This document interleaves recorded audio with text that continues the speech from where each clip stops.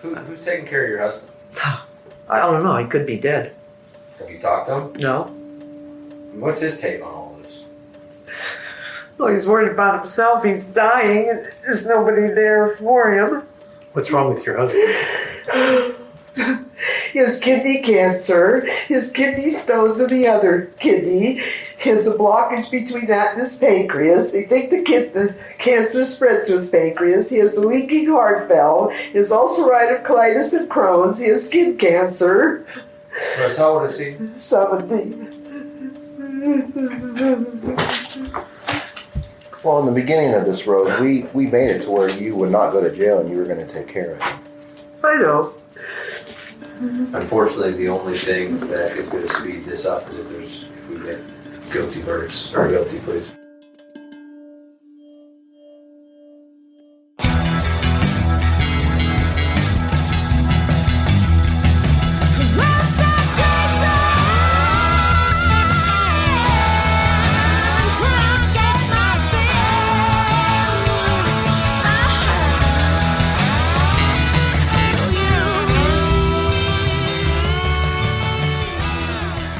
Welcome to the final episode of Operation Stolen Base, Chapter 8, Game Over. Cliff's father, Frank, is still back in Las Vegas, terminally ill, with no one to take care of him. Cliff believes Frank's health is being leveraged against him by the prosecution. With his bond raised to $500,000 and his mom held in jail, they know he has no choice but to accept their deal so that Rose can get out to take care of Cliff's dad.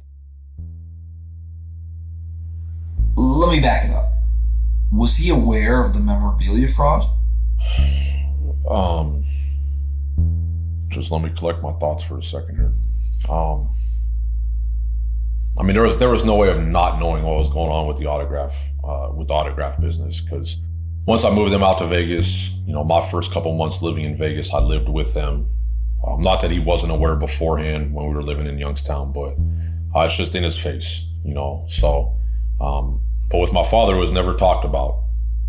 I don't think we had much of a conversation with Frank. He was really too sick and didn't want to get him more upset or sicker or anything else, because with all his internal problems, any anxiety would only made it worse. Whatever the morality of it, I guess, or legality of it was never discussed. It's what I did, and that's what I did to take care of the family in a lot of ways. I'm just worried about my dad right now. That's all. I don't know why his phone wouldn't be on. It's not even like I need to talk to him. I just want to know everything's all right. So I don't know. Have I talked to you? Did you know that he went to emergency? No. Okay.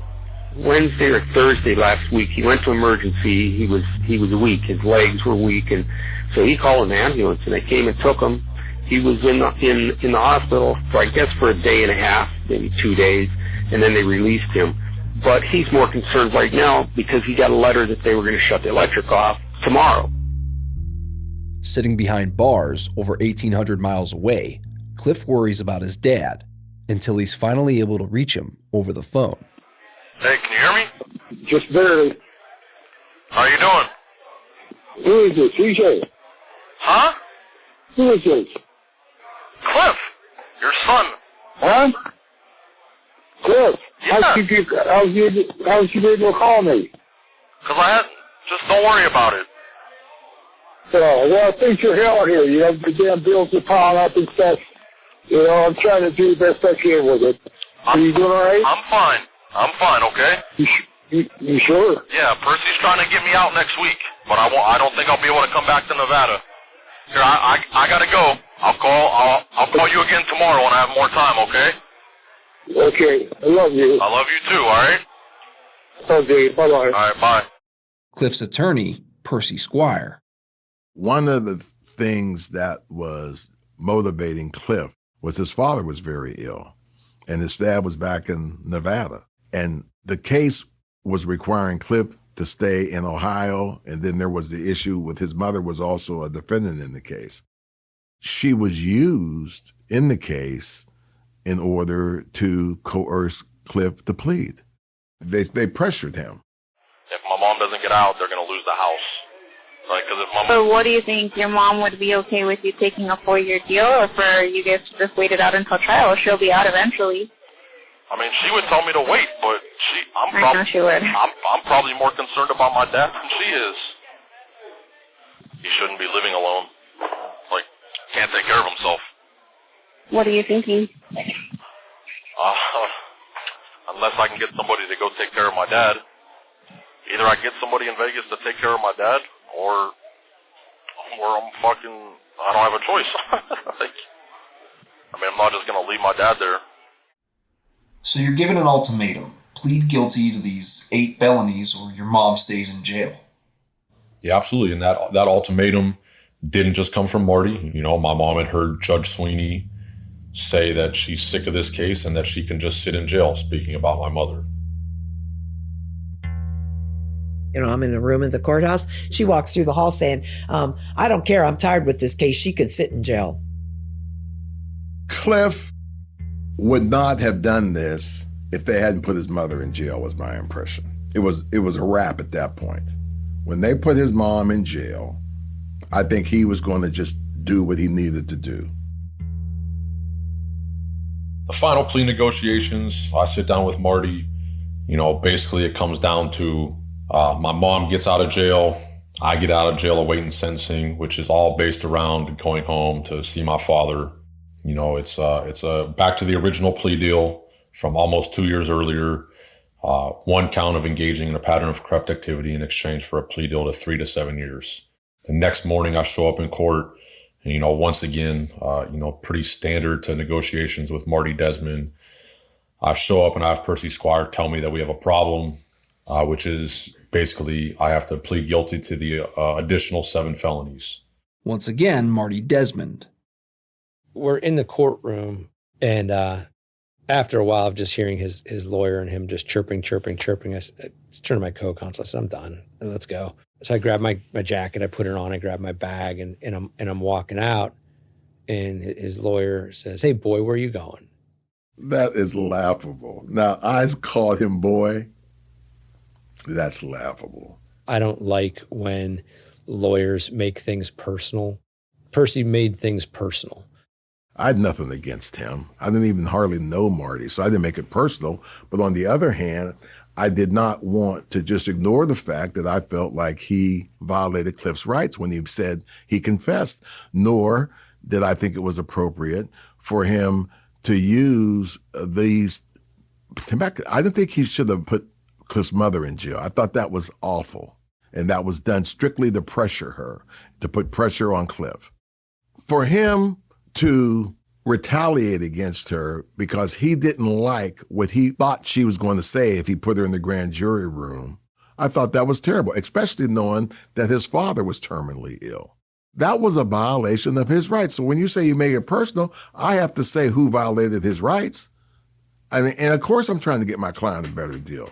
But I had nothing against Marty, like I said, and I never say that I would, listen, I'm in a courtroom in Mahoning County. Everybody in that courthouse is white.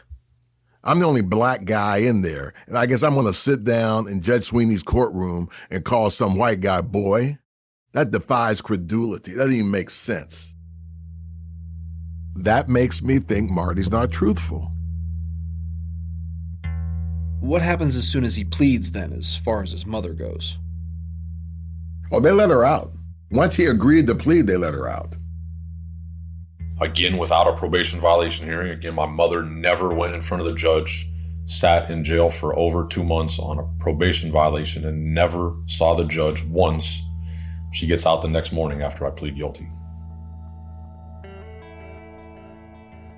The concern was that if we let her out and we go to trial, she's going to be gone. And then we're going to be stuck at trial waiting to call her as a witness, and she's nowhere to be found. And that's common. Listen, that's what's done in most cases. In fact, in most cases, when she initially pled guilty, she would not have been released. And so it's not uncommon for a witness or defendant who agrees to cooperate to remain in jail until the case goes to trial.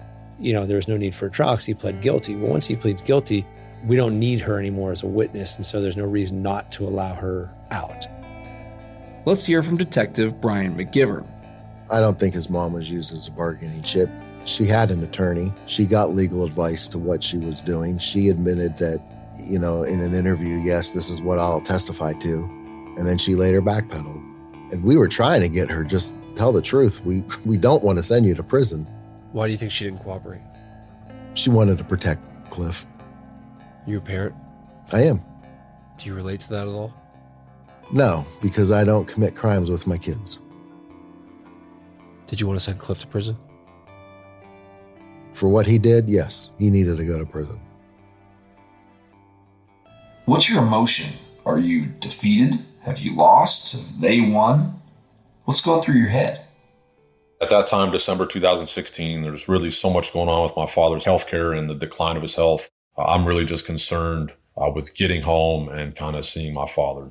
I get released awaiting sentencing. They reinstate my original bail. Coincidentally enough, contrary to what Marty had previously said, he now goes in front of Judge Sweeney and says I'm not a flight risk and I've given him no problems through the duration of the case and that I should be released, which obviously flipped from 2 months earlier.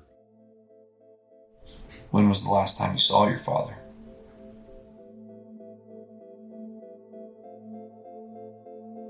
I get home sometime mid-December. Not long after that, my father goes back into the hospital, to which he never returns from. When people talk about death or what it looks like people just imagine a funeral or a casket or something like that. That's not what this was.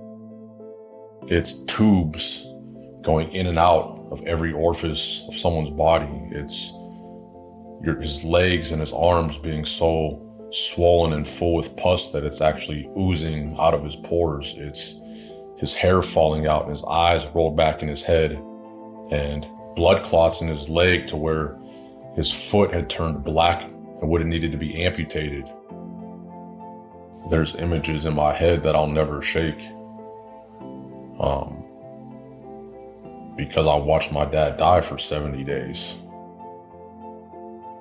There was a point in time where he gave up because I asked him if he was ready to come home. And he just shrugged his shoulders. And I knew he wasn't. We had to make the decision to take my father off life support. And when we're making the decision, the doctor kind of tells us that he'll just kind of fade off, over the next hours or even days. But it'll just be a slow process. So we make the decision, and we're sitting there, me and my mom, and I have his hand, and I don't know why, but when they took him off life support, I felt for his pulse in his wrist, because I just hoped that when they took him off life support, that he had a little bit of fight in him, that he was still going to try. Like I said, they said it would be hours or days. It was like 4 heartbeats. Like one heartbeat further away from the other, more faint than the one before. And I felt my father's last heartbeat in my hand. Do you remember what the last thing you said to him was? I remember telling him that I loved him and that I'd take care of my mother.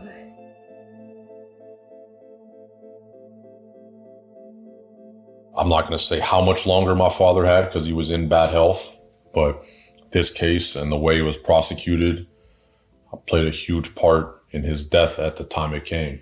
And that's not okay to use somebody's health in that regard. And that's my problem with Marty and Brian and Judge Sweeney. These people get desensitized to what the justice system is, and it's just like an assembly line of churning out plea deals because everybody can't get to a jury trial or the justice system doesn't work. But what they don't see is that the tactics Marty used was by any means necessary obtain a conviction.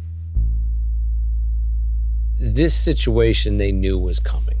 It's not the situation where, they're going about their business and everything's fine and happy, and then they get a knock at the door and then they're handcuffed and they're thrown in a jail cell. They knew this was going on. They had been interviewed. Their house had been raided. They knew that this day was coming. They should have been preparing themselves for it. They should have been at the point where, you say, hey, listen, they committed these crimes. They know they got caught.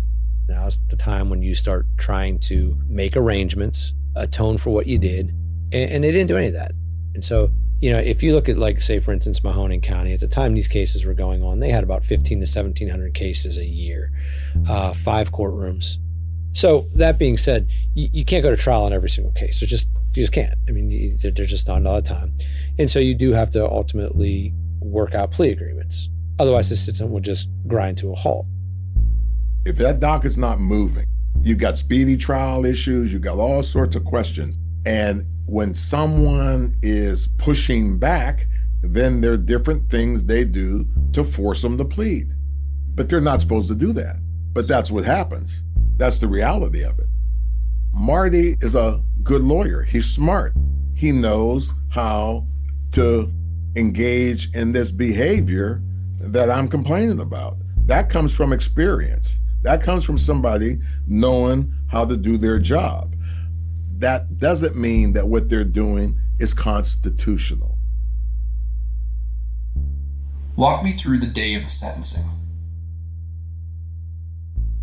I'll never forget, as I came into the courthouse and there was a case before us, Detective McGivern comes in and he comes over to the table to shake my hand, and I refused. Percy Squire gave me an opportunity to speak on my own behalf, give an allocution in front of Judge Sweeney before the sentencing. And about halfway through, she cut me off. I was probably 30 seconds into speaking and she cut me off. Read my charges into the record. She hit the gavel on the stand and was gone. What was your full sentence? I got sentenced to 6 years on the racketeering charge. All the predicate charges carried either 2 or 4 years and were all ran concurrent for a total sentence of 6 years. I know people, and I'm sure you know people, that have killed somebody and done less time than Cliff. So why did he serve 6 years? You talk about people who have killed have done less time. Every case is unique, okay? And so when you get a case and you're assessing what should be done here, you look at different factors. Number one, you look at what exactly the crime is that they committed. Second thing you need to look at is the individual defendant, okay? You look at do they have a prior record? Why did they do what they did? What are the chances of rehabilitation? So all of those factors go into play. The third thing that you need to look at is the strength of your case. That's mainly it. You look at what the person did, you look at the person as a whole, and then you look at your chances of success. In this case, like I said, you look at the act that Cliff did. You look at him as a person, his behavior during this case. Okay, yeah, you give him a little bit of credit because he pled guilty, and that was factored into the recommendation that we made. Then you look at the strength of the case. The strength of the case, we had him. And I think this sentence was appropriate. Are there always going to be fringe cases either way where maybe it was too light or too harsh? Yes. But by and large, you try to get symmetry based upon those 3 factors that I discussed. And I think this was a just outcome and just sentence. I thought Cliff probably should have done about 12 or 18 months, I thought, given what everyone else did. That's what I believed. The justice system is extremely inconsistent. And despite the fact that there have been efforts made to bring more uniformity in the sentencing, the fact is these vast discrepancies in sentencing occur all the time. And it has to do with just a variety of factors. And one of the main things is which judge you get. Judge Sweeney's pretty tough. That's the reason I was afraid about Cliff getting 30 years or something like that. I'm not saying she would have done that, but what I'm saying is that was the jeopardy he was facing. But these variations in sentencing, there's all sorts of inconsistencies in sentencing. And that's just an unfortunate nature of the criminal justice system. Jason Lindsay pled guilty to a first-degree racketeering charge and got probation on the case. Dan Marino pled guilty to a first-degree racketeering charge, got probation. Joe Malachek pled guilty to a first-degree racketeering charge, received probation. Sean Pello pled guilty to a first-degree racketeering charge, received probation. CJ McCormick got sentenced to 3 years, served 20 months. About a year after his release, I heard that he passed away from a drug overdose. Jason Moore got sentenced to 3 years in state prison, served roughly 18 months. And he's turned his life around and is working construction in Cleveland. After you get out, what's life like for you? It was a challenge. It was a huge challenge at first. Suddenly, you have to learn how to live all over again. I got out with nothing. When I say I got out with nothing, I also didn't have anything over my head anymore. I didn't have anything holding me back. And it was very motivating when you get out and you have that new start. It's an opportunity to make something of yourself. You kind of feel like you have more to prove because prison and the stigma that's attached to ex-convicts it's just going to be a huge weight holding you down. But I've, at least personally, I found ways to make it work for me. I have a new girlfriend. I have a newborn son at home, and my life is great. I don't like to live with regrets. I'm where I'm at today because of all the decisions I have made in my life, and I'm very happy with my current family, my newborn son, and my current life. What happened to the prosecutor, Marty Desmond? About a month before I got sentenced, the head prosecutor on my case, Martin Desmond, got fired by the prosecutor's office for alleged misconduct. Following his firing, Marty Desmond claimed whistleblower status against the prosecutor's office, filed a civil suit, and settled out of court for $550,000. I was investigating corruption within the Mahoning County prosecutor's office. We had information and evidence that money from illegal activity was making its way into the county prosecutor's campaign funds, as well as other prosecutors engaging in constitutional violations, civil rights violations. I was pushing for the prosecution of these matters, as well as I reported the misconduct, and it led to the prosecutor terminating me. I sued, and I won. I showed that the stuff that had been said about me was false. I cleared my name. I exposed the rampant corruption by the county prosecutor in his office. And, like I said, we ultimately won the case. And so it was a long fight, but it was well worth it. Detective Brian McGivern has since resigned from the Canfield Police Department. According to Brian, it was more of a medical retirement. He ended up taking a job at a law firm investigating accidents. FBI agent Anthony Sano, I actually heard about his passing during the COVID pandemic. How about your mom? She was probably a wreck, but somehow with everything going on, just lost her husband, just lost her son. I just remember her being there for me and telling me that it'd be okay and that she was going to be okay. July 4th, 2022 will be the first time I see her in over 5 years. It's not real yet. Probably won't be real until I'm on the plane, so.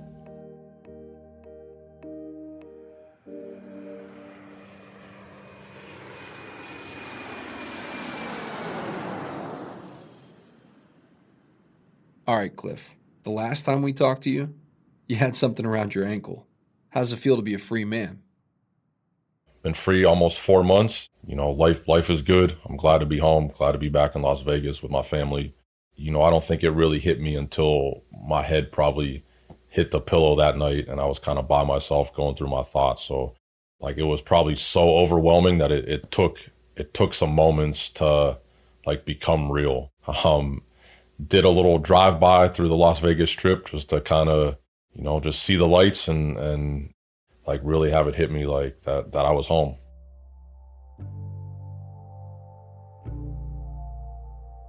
Since I got out, I was able, with my social media presence and platform and in telling my story, I was able to start the Iconic brand. So the Iconic brand stands for turning cons into icons. So it's all about success in life after prison, becoming a functioning member of society, and, still having big goals, dreams, aspirations. And, I'm about changing the narrative and, raising the bar of expectations for people coming out of prison. As felons, we need to do better, but as society, people need to give felons more of a chance. That's what I'm about, is changing that narrative. And again, it's got to change in society too, that they realize people coming out of prison have intelligence and skills and trades and can be productive if given the chance.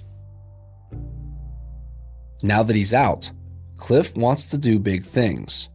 It's something, again, I can relate to. Over this past year, as we crafted these 8 episodes, we began looking through old photo albums of Cliff's life. And when you know it, I'm in some of them. Not only did we play against each other in Little League, but we were good enough to make some of the all-star teams where we actually played together. And here we are, 25 years later, teaming up for this podcast. Who knows? Maybe we'll even turn this story into my next movie. Let's say somebody wants to turn this thing into a movie. Mm-hmm. Who plays Detective McGivern? Oh, man, Mark Wahlberg with his bulging biceps. Yeah, right. There you go. That's a good one. Okay. Yeah. Who's playing Marty? Who's the guy? Oh, what's his name? He was, remember Honey, I Shrunk the Kids? Rick Moranis? Rick Moranis can play Marty Desmond.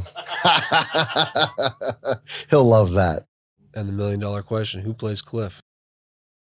Good God, I kind of comes to mind is the Rock, but he's not cocky enough. The Rock's not cocky enough? Yeah, he's got to get a little more cocky. Brian said The Rock. Who plays me in a movie? I just have to go with the obvious that I always get, and it's Vin Diesel. Spent 6 years in prison being told I look like Vin Diesel, so if there's someone that's going to play me in a movie, I'm going to say Vin Diesel. I think Cliff has big things coming for him. He's determined. He's a hard worker. He'll do anything he has to do to make things work. And he's a go-getter, but he always has been. Everybody told him when he got out, oh, you'll be back in 3 months. Yeah. Life is too precious and important to be wasting it on crap like he went through or getting in trouble or any of that. I hope he does well. Glad he did his time. He moved out of the prison life and he can move on and hopefully be a successful participant in the community. I hope he learned his lesson. I hope he stays on a straight and narrow, but his just inability or refusal to accept responsibility are the type of characteristics that you see in somebody who's going to reoffend. If somebody puts it up on the sports book, the odds that Cliff Panizich goes back to prison.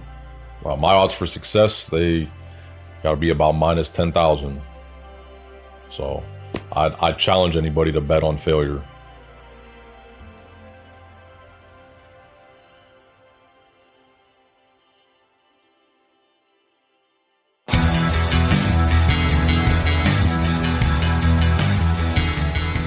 Thank you for listening to Operation Stolen Base.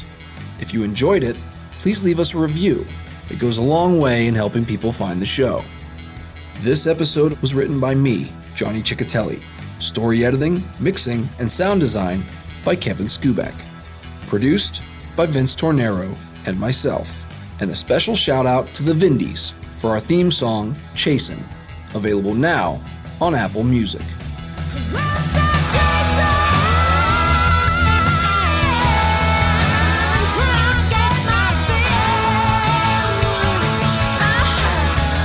That was an amazing podcast from an amazing podcast company in co-production with Wessler Media.